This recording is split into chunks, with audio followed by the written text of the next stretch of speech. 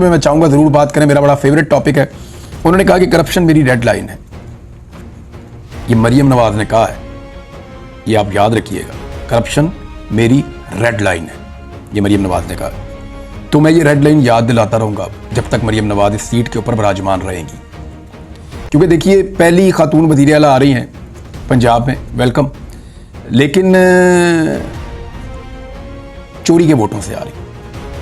ये वोट इनको पड़े नहीं है, इनके आदादो शुमार मैं आपके साथ शेयर कर दूंगा, लेकिन मरियम नवाज से कुछ चीज़ें जो हैं वो मैं डिस्कस कर दूं। उन्होंने कहा करप्शन मेरी रेड लाइन है। अब जिसकी रेड लाइन करप्शन होना, तो कम से कम उसको ये पता होना चाहिए कि उसके वालिद ने एवनफील्ड अपार्टमेंट्स कैसे बनाए, उसको ये पता होना चाहिए कि पानामा का जवाब क्या है, उसको ये ज़रूर मालूम होना चाहिए कि उसके चचा और उसके चचा के ख़ानदान के अकाउंटों के अंदर करोड़ों अरबों रुपए कैसे आए।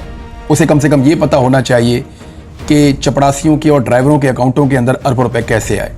जिसकी करप्शन रेड लाइन होना, उसे पता होना चाहिए कि कैलबरी फाउंट जो है उसके आने से पहले उसके अंदर एक पेपर छाप देना, वो भी एक करप्शन है। उसे पता होना चाहिए कि इंग्लैंड तो क्या पाकिस्तान में कहाँ कहाँ उनकी कौन कौन सी प्रॉपर्टी है।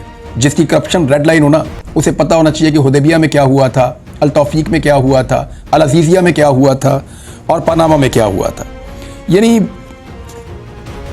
इस खानदान की जो करप्शन की कहानियां ना, वो पाकिस्तान के अंदर नहीं, पूरी दुनिया के अंदर छपी हैं और दुनिया में कहीं भी ये किसी को भी झूठा साबित नहीं कर सके आज तक।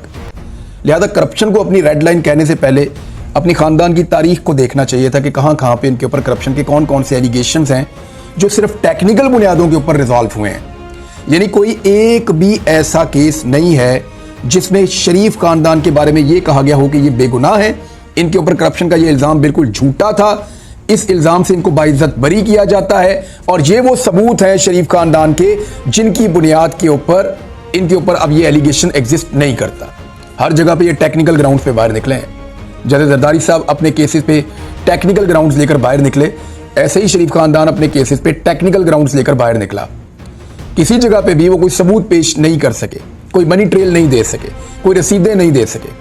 तो ये जनाब इनकी पूरी कहानी है जिनकी करप्शन रेड लाइन है। इस पे बात करते रहेंगे।